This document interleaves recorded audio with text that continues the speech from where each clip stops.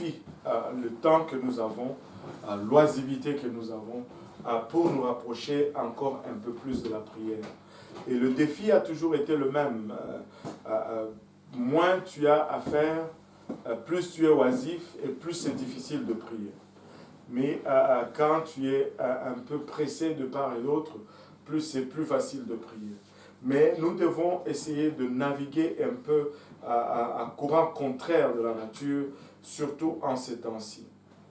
Exode aujourd'hui, Exode chapitre 2, à partir du verset 23 à 25. La Bible nous dit, longtemps après, le roi d'Égypte mourut, et les enfants d'Israël gémissaient. Que tout le monde dise gémissaient. Gémissaient encore sous la servitude et poussaient des cris. Ces cris que leur arrachait la servitude montèrent jusqu'à Dieu. Dieu entendit leurs gémissements et se souvient de son alliance avec Abraham, Isaac et Jacob. Dieu regarda les enfants d'Israël et il en eut compassion. Encore une fois, le passage que nous venons de lire nous parle d'Israël encore sous l'esclavage dans le pays d'Égypte. Et ils étaient là pour se cacher de la famine, mais la famine est passée et ils sont restés à cause des convenances que offrait l'Égypte. Nous devons faire très attention. Aujourd'hui, j'écoutais un prédicateur qui est déjà décédé, un homme de Dieu excellent, et il disait que il ne faut pas que nous arrivions à une place où nous devenons esclaves des choses que Dieu nous a données. Israël s'est trouvé à cette place où il est devenu esclave. Elle est devenue esclave, je devais dire, parce que Dieu l'a bénie, Dieu l'a amenée en Égypte pour qu'elle puisse échapper à la famine. Mais les oignons, le poireau, l'ail de l'Égypte est devenu plus délicieux que la terre promise, et Israël n'a pas voulu retourner en Égypte à la fin de la famine. Et là, le pharaon qui les connaissait est mort, Joseph est mort, et tous les dirigeants qui venaient avant sont morts, et là, il s'est élevé un pharaon méchant, et qui a commencé à mettre le peuple d'Israël sous l'esclavage. Et leur esclavage était dur. Ils travaillaient à coups de fouet, sans salaire pendant 430 ans, à coups de fouet, le travail pénible. Et cette oppression les a conduits à se tourner vers le Seigneur. Cette oppression les a poussés à gémir. Ils ont gémi vers le Seigneur. La Bible ne se réfère même pas à leur acte comme une prière, ça se réfère à leur acte comme un gémissement. Ils étaient tellement dans la douleur qu'ils ont pleuré vis-à-vis de Dieu, qu'ils ont pleuré à Dieu, et la Bible nous dit que Dieu a entendu leur gémissement ou leur prière. C'était pressé par l'esclavage qu'Israël a commencé à prier. Maintenant, la prière est puissante. Amen. Amen. Regarde ton voisin, dis-lui, la prière est puissante. La prière est puissante. Alléluia. La prière, si nous regardons Israël dans le contexte où ils étaient, Israël n'avait pas d'armée. Amen. Amen. C'était juste des esclaves. Ils n'avaient pas d'armée. C'était seulement la prière qui a transformé l'escroquerie, la domination de Pharaon, qui l'a transformé en délivrance de la part de Dieu. Et le pouvoir de Pharaon a été brisé et Dieu a libéré son peuple. Presque 2 millions de personnes ont quitté l'Égypte ces jours-là.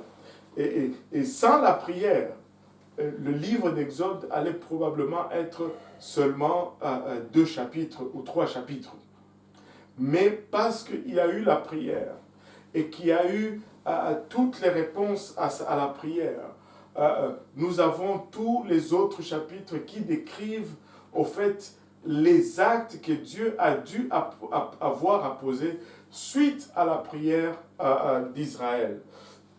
Sans armée, sans argent, Israël est sorti. Les Israélites n'avaient même pas de statut social. Ils étaient des esclaves. Et leur seule arme qu'ils avaient, c'était la prière. Ils ont tout simplement prié à Dieu et Dieu a agi et ils sont sortis.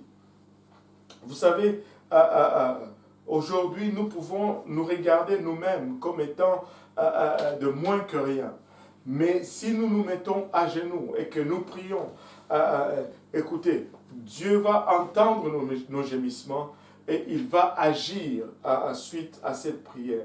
Mais non, il y a quelques principes qui régissent ou qui définissent la prière.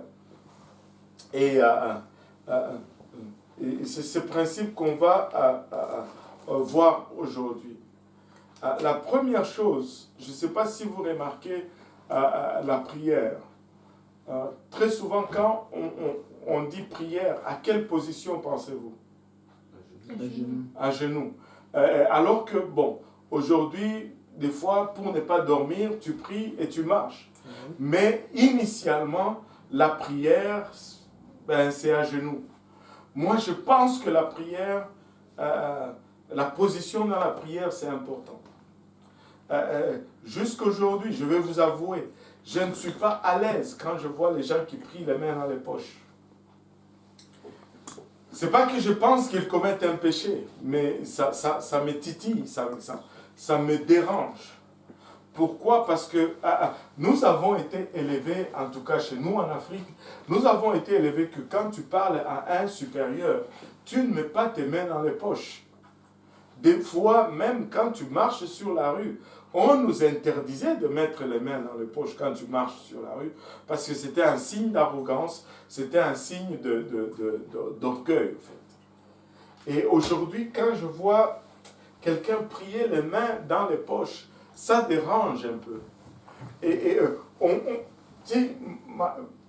aurait pensé que c'est rien, mais regardez, quelqu'un qui prie juste en marchant, c'est une chose. Mais quand tu vois quelqu'un qui prie les mains levées, n'est-ce pas que ça te dit quelque chose d'autre?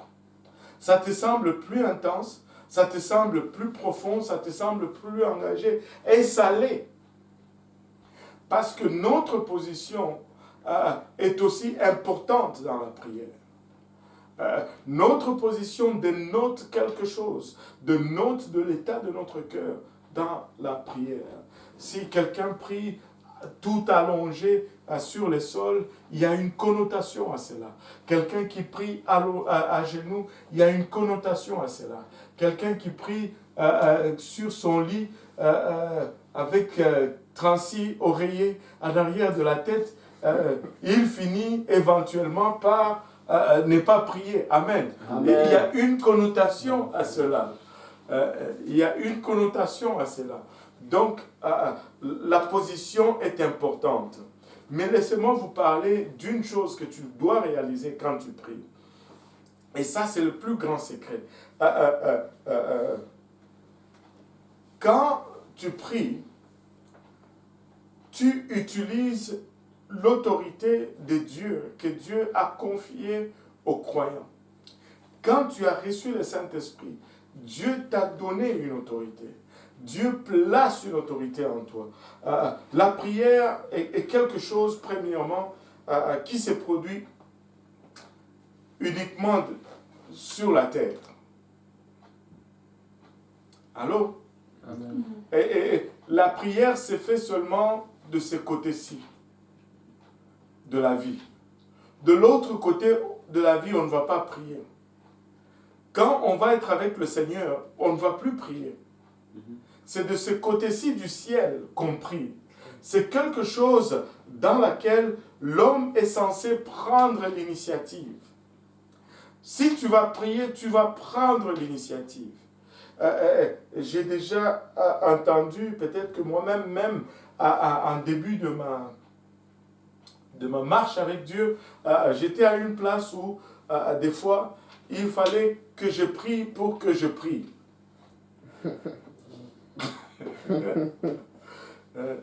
Oh, je veux prier pour ma vie de prière. Alléluia. Je ne sais pas s'il y en a qui se reconnaissent là-dedans. Mais regarde, ça ne marche pas. Tu ne peux pas prier pour prier. Quand tu pries, tu pries. C'est-à-dire, qu'est-ce que je veux dire par là? Ce que je veux dire par là, c'est que la prière doit être toujours l'initiative que tu dois prendre. C'est une question de décision. Oh, pasteur, prie pour moi pour que j'ai une vie de prière. Non, tu dois te décider à te mettre à prier. Tu dois commencer une vie de prière. Amen. Amen. Et ça doit être une initiative que tu prends. L'initiative t'appartient. Écoute, pour prier, il faut que tu te décides. Il faut que tu te fasses violence. Et la prière se fait vraiment, si on veut la décrire d'une façon simple, c'est comme ça. L'homme supplie et Dieu donne. Allô? Amen. L'homme supplie et Dieu donne. L'homme frappe et Dieu ouvre, n'est-ce pas? L'homme demande et Dieu répond. Mais l'initiative revient toujours à l'homme. C'est l'homme qui commence. C'est l'homme qui commence. Regardez avec moi Matthieu 7, versets 7 à 11. La Bible nous dit, demandez et l'on vous donnera. Ça doit toujours être notre initiative d'abord. Cherchez et vous trouverez. Frappez et l'on vous ouvrira. Car quiconque demande reçoit. Celui qui cherche trouve. Et l'on ouvre à celui qui frappe. Lequel de vous donnera une pierre à son fils s'il lui demande du pain? Ou s'il demande un poisson, lui donnera-t-il un serpent? Et si donc, méchant comme vous l'êtes, vous savez donner de bonnes choses à vos enfants, à combien plus forte raison votre Père qui est dans les cieux donnera-t-il de bonnes choses à ceux qui le lui demandent? Regardez, la prière, ça doit être toujours l'initiative de l'homme. Ça doit être ton initiative. Quand tu engages l'initiative, Dieu répond à cette initiative. Deuxièmement, la prière opère... c'est difficile à dire, mais la conception, c'est celle-ci. Il y a certains domaines ou certaines sphères dans lesquelles Dieu s'est donné des limites. Et la prière est un de ces domaines où Dieu se donne des limites. Je vais vous donner quelques exemples. Regardez. Par exemple, la prédication de l'évangile. Prêcher l'évangile. C'est un domaine dans lequel Dieu s'est donné des limites. Dieu ne prêche pas l'évangile. Il laisse cela ou il confie cela sous la responsabilité de l'homme. Amen. Amen. Alléluia. C'est l'homme qui prêche l'évangile. Et un autre domaine où Dieu a établi des restrictions, c'est la prière. Il a déterminé que certaines choses n'arriveront que par la prière ou comme réponse à la prière. Regardez ces deux versets. Jacques, chapitre 4, le 2e verset nous dit « Vous convoitez et vous ne possédez pas ». La première des choses, c'est de vérifier sa motivation. Tu ne dois pas demander par convoitise. Amen. Tu dois demander, j'ai perdu ma congrégation, tu ne dois pas demander par convoitise. Tu dois demander par besoin ou par nécessité. Amen. Amen. Alléluia. Regardez, vous convoitez et vous ne possédez pas. Vous êtes meurtrier et envieux et vous ne pouvez pas obtenir. Vous avez des querelles et des luttes. Et toutes ces choses, ce sont des choses qui viennent entraver nos prières. On a des mauvaises attitudes, on a de l'orgueil, on ne donne pas facilement, on est égocentrique. Dieu regarde tout cela et il ne répond pas à nos prières. Si nous étions juste bons et généreux, nous allons ouvrir une grande voie à nos prières. Et Jacques nous dit, je vais le relire juste pour que ça entre un peu à nous. Vous convoitez et vous ne possédez pas. Vous êtes meurtriers et envieux. Et meurtrier ici, ce n'est pas seulement que j'ai tué quelqu'un. Il y en a qui tuent beaucoup de gens avec leurs paroles. Il y a des criminels, des assassins qui tuent les gens avec le dénigrement. C'est des meurtres. Vous assassinez les personnalités des gens. Alléluia. Vous assassinez les réputations. Envieux. Écoutez, l'envie, c'est pas bon. Si Dieu bénit un frère, sois content. Amen. Amen. Et il dit, et vous ne pouvez obtenir. C'est comme si Jacques pousse un cri de cœur ici. Vous convoitez et vous ne possédez pas. Vous êtes meurtriers et envieux et vous ne pouvez pas obtenir. Vous avez des querelles et des luttes et vous ne possédez pas parce que vous ne demandez pas. Ah, Seigneur, aide-nous, papa. Alléluia. Regardez Ephésiens 6, 18, il dit, faites en tout temps par l'Esprit toutes sortes de prières et de supplications, veillez à cela avec une entière persévérance et priez pour tous les saints. Priez pour moi. Alléluia. Priez pour moi, s'il vous plaît. Priez pour moi. Priez pour moi, afin qu'il me soit donné, quand j'ouvre la bouche, de faire connaître hardiment et librement le mystère de l'Évangile. Quelle requête de prière noble. Et une telle requête ne peut qu'être exaucée. Vous savez, quand nous avons reçu le Saint-Esprit, Dieu nous a donné une autorité. Est-ce que vous connaissez les huissiers des tribunaux, pas les huissiers de l'église? Est-ce que c'est les gens qui escortent là quand il y a du dérangement puis ils sortent les gens? Non, non, non. Un huissier, c'est quand tu n'as pas payé, par exemple, une dette. Ah oui. Bon. Et que le tribunal dit que, bon, comme tu n'as pas payé, eux, ils vont venir et ils vont prendre des choses dans ta maison. Oui, c'est vrai, c'est vrai. Vous savez, quand un huissier vient chez vous, là,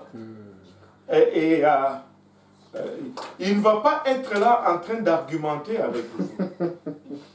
Il entre et il prend les choses, il part avec. Et quand nous avons reçu le Saint-Esprit, Dieu a fait de nous des huissiers. Mais le problème, c'est que nous n'exerçons pas d'autorité parce que nous cherchons notre propre autorité. Mais nous n'agissons pas par notre propre autorité. Comme un huissier, nous agissons par l'autorité du juge. Amen. Amen. C'est Dieu qui est l'autorité. Mais quand Dieu a donné le décret, ben nous allons et nous exerçons tout simplement cette autorité. Amen. Amen. Alléluia. Et cela change complètement notre attitude dans la prière. Cela change complètement notre approche de la prière. Alléluia. Et je ne lutte, je ne prie pas pour et je force. Non, non, non. J'exerce tout simplement l'autorité du Père. Amen. Amen. Alléluia. Mais le problème, c'est que nous avons un ennemi qui est têtu. Le Satan.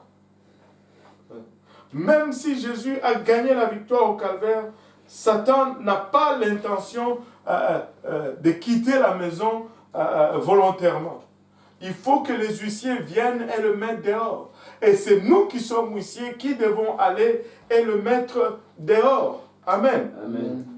Maintenant, j'ai écouté juste un brin d'enseignement, mais j'ai trouvé cela tellement inspirant. Et c'est comme ça, quand je dois enseigner sur un sujet, le Seigneur va me nourrir un tout petit peu à la fois jusqu'au jour où je vais enseigner. J'ai écouté une prédication et là, il y a un mini-enseignement d'un prédicateur avant le prédicateur. Il a dit ceci.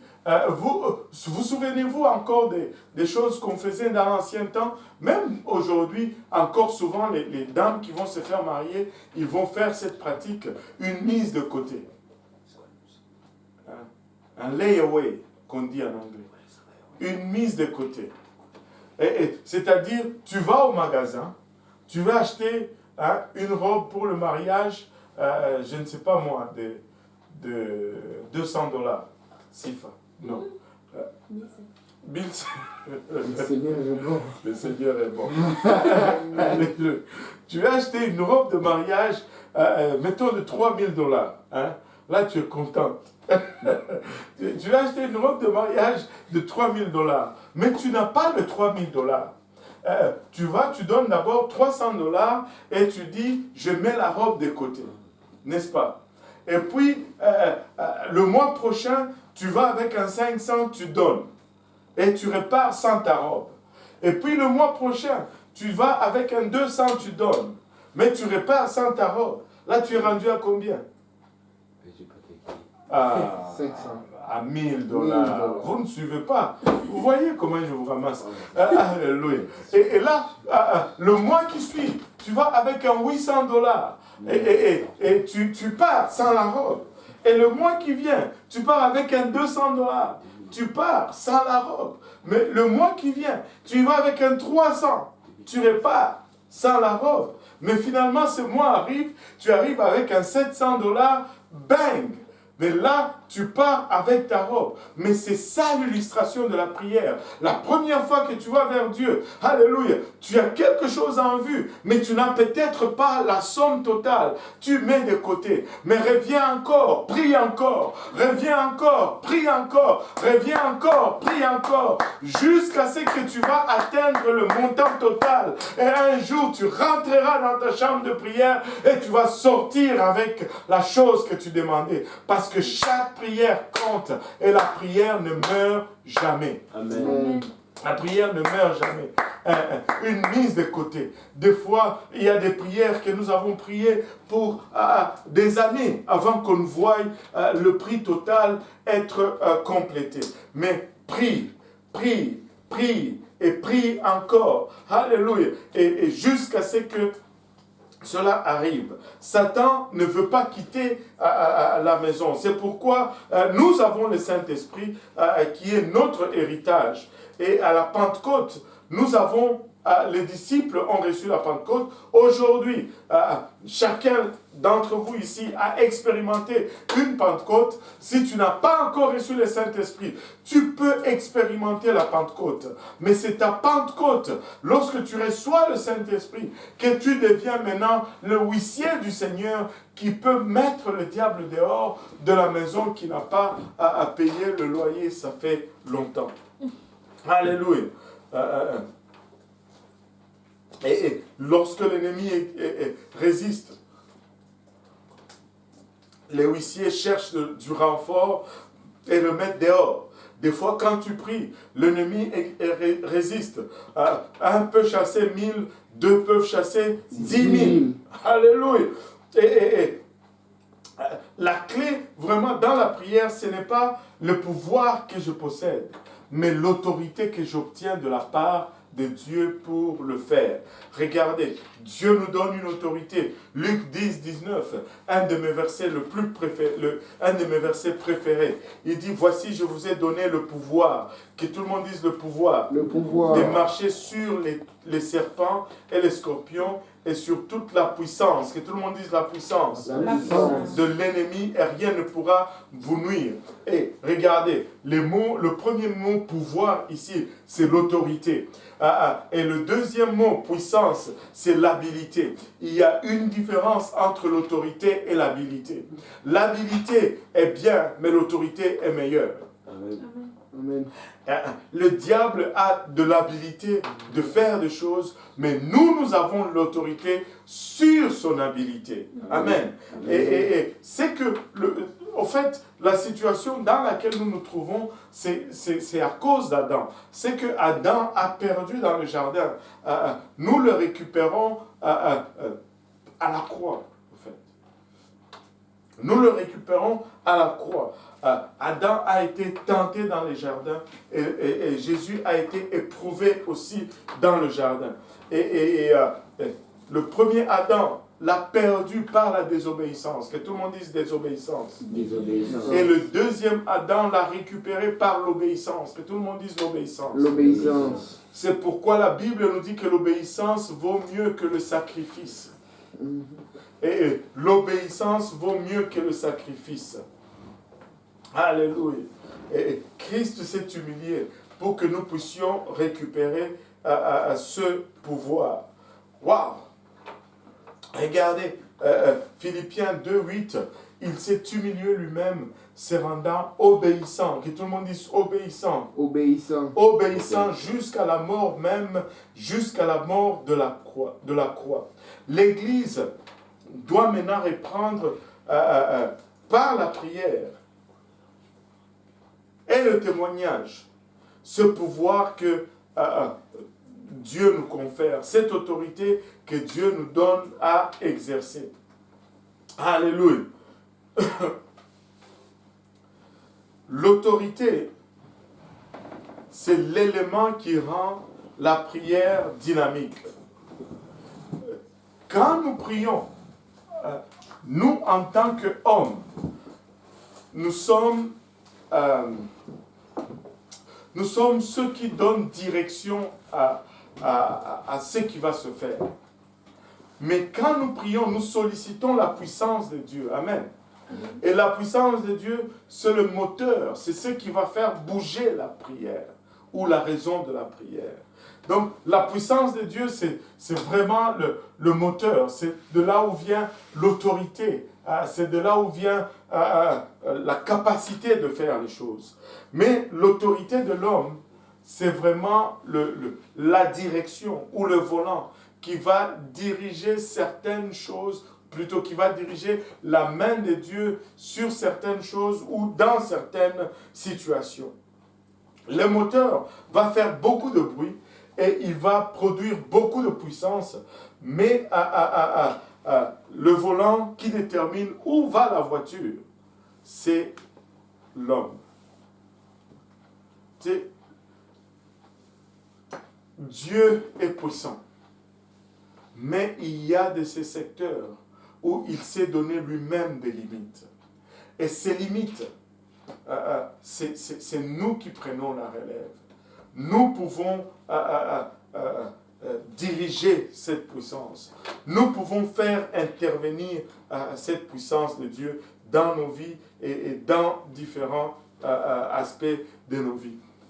Et en ces temps de confinement, s'il y a une chose que nous devons vraiment travailler, c'est notre temps de prière. Notre temps de prière. Cela est un défi pour nous tous, que nous puissions, en ce temps de confinement, vraiment, si possible, doubler notre temps de prière. Si possible, doubler notre temps de prière. Nous sommes face à une situation que ce n'est pas par notre sagesse que nous allons sortir de là. Écoutez, le monde aujourd'hui est mis à genoux par un virus. Le virus là, il est tellement petit qu'on ne peut pas le voir à l'œil nu. Mais c'est ça qui met à terre le monde entier. Et la seule arme que nous avons vraiment contre ce virus, c'est la prière. Amen. C'est la prière. C'est la prière qui va nous sortir de cet état avec toute notre,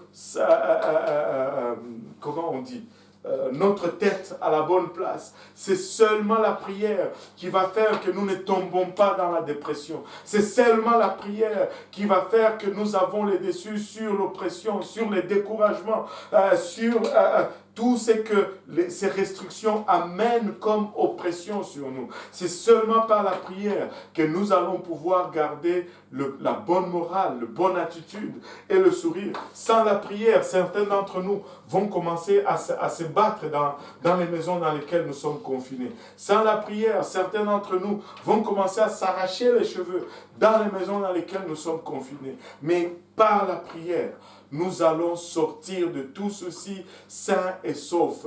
Par la prière, nous allons sortir de tout ceci encore plus fort et plus puissant. Par la prière, nous allons pouvoir vaincre tout ce que le diable jette sur notre chemin.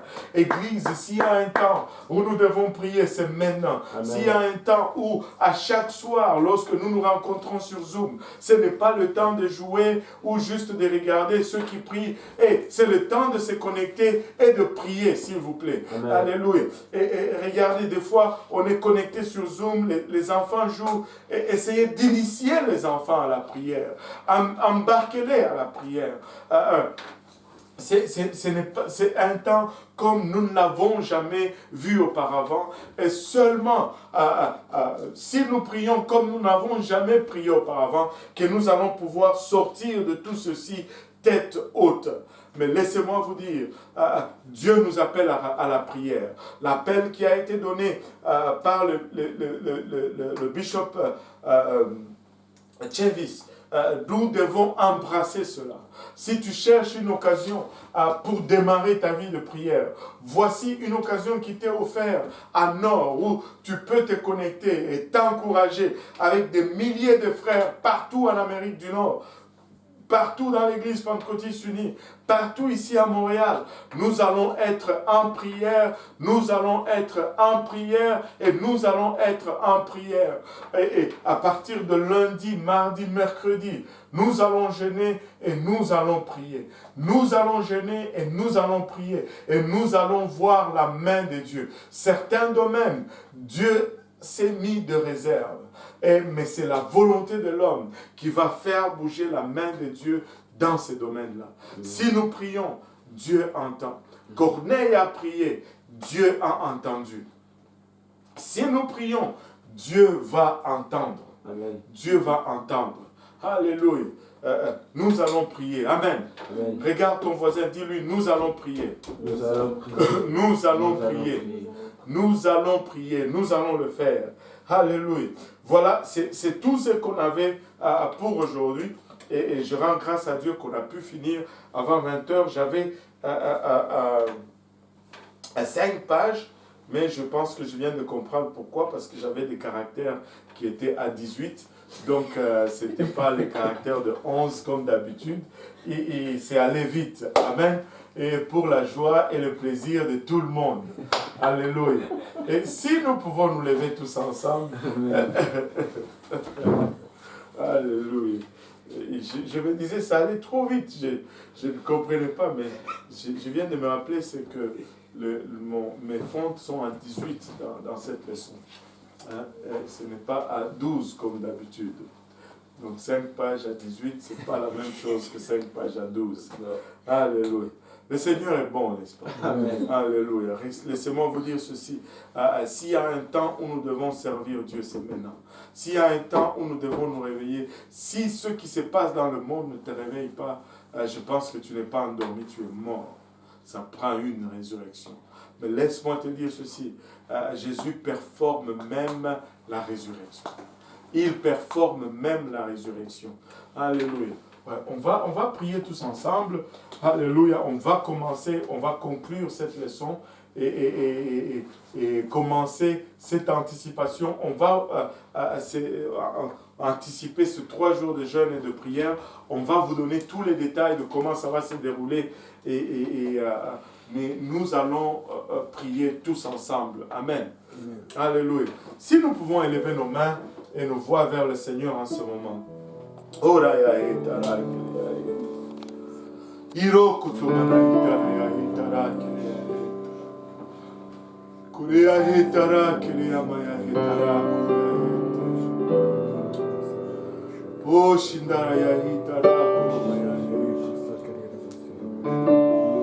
Papa, nous venons humblement devant ton trône de gloire. Papa, poussant un cri de cœur, Seigneur. Papa, réalisant, Papa, encore une fois les temps qui nous environnent. Réalisant l'opportunité que tu mets devant nous, Seigneur.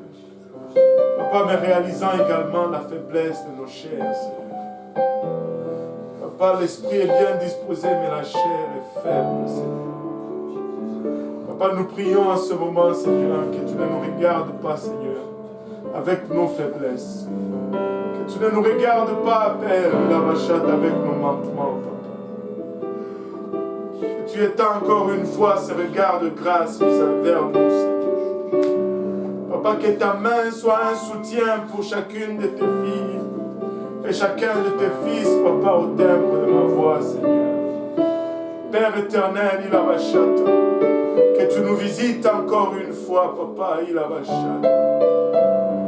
Père éternel, il a bachata, que tu génères en chacun de nous ce grand vide que seule ta présence comble, ô éternel. Papa, nous désirons, Père, il a bachata, saisir l'opportunité du temps, Seigneur, afin d'entrer dans l'intimité avec toi, Père. Alléluia. Que nous puissions te connaître comme toi tu nous connais, Papa, il a bachata. Que nous puissions être aptes, Seigneur Jésus-Christ, à accomplir, Père, ce que tu nous appelles à accomplir. Papa, c'est seulement dans la prière, c'est seulement, Papa, dans l'atmosphère de la prière, Seigneur, que tu nous transformes réellement à ton image, Papa. Et cette transformation à ton image, Papa, est la chose nécessaire, Papa, pour que nous puissions accomplir ce que tu as, Papa, préparé pour nous, Seigneur. Aide-nous, Seigneur, à devenir ce que tu désires que nous devenons, Seigneur. Papa, de nous-mêmes, nous ne pouvons y arriver, Papa. Taille, ô Éternel, dans cette chair, Seigneur.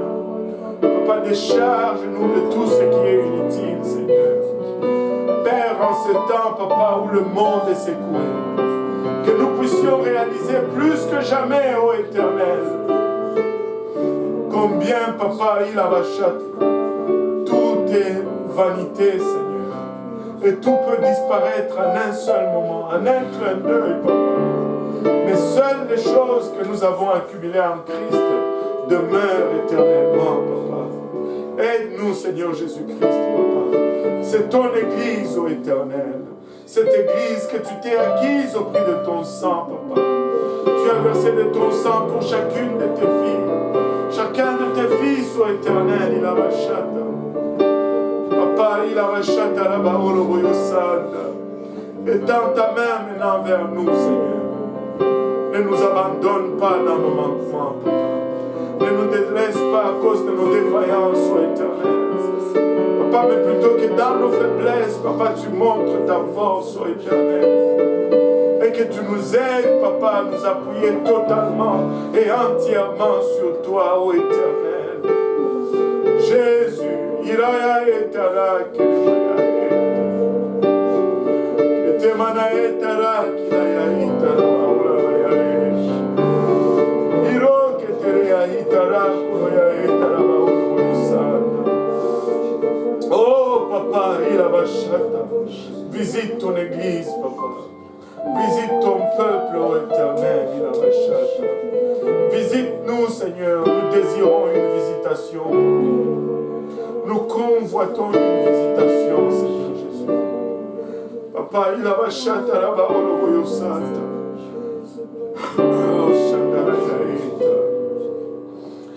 Nous refusons, Seigneur, d'être satisfaits, Papa, avec une touche, Seigneur. Nous désirons une visitation, Seigneur. Nous refusons, Papa, d'être satisfaits, Seigneur, avec une simple touche. Papa, regarde nos enfants, Seigneur. Père éternel, il a bachata, que tu ravives en eux, Papa, le désir de ta présence, Père. Alléluia. Papa, il a bachata, ne laisse pas, Papa, il a bachata. La jeunesse les induire en erreur, Papa. Tumanaya etara kuruya eta. Areka tamanaya eta. Papa, nous désirons ta visitation, Seigneur. Nous désirons ta visitation, Papa. Visite-nous, ô Éternel. Visite-nous, ô Éternel. Alléluia. Au nom de Jésus. Au nom de Jésus. Au nom de Jésus. Alléluia. Au nom de Jésus. Alléluia. Alléluia. Là où vous êtes, si vous pouvez dire, je vais faire ma part. Je vais faire ma part. Je vais faire ma part. Alléluia. Merci Seigneur pour le privilège de te servir. N'oubliez pas, 22h, réunion sur Zoom. Et nous allons être en prière. Amen. Et toutes les annonces que nous avons données. Que le Seigneur vous bénisse. Merci d'avoir été nombreux pour suivre ce moment d'enseignement. Que le Seigneur vous bénisse.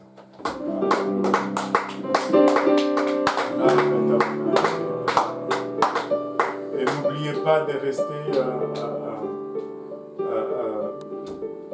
connecté. N'oubliez pas d'obéir aux instructions des dirigeants. N'oubliez pas, soyez obéissants et soyez prudents surtout. Protégez-vous. Et que le Seigneur nous couvre tous au moyen de son sang.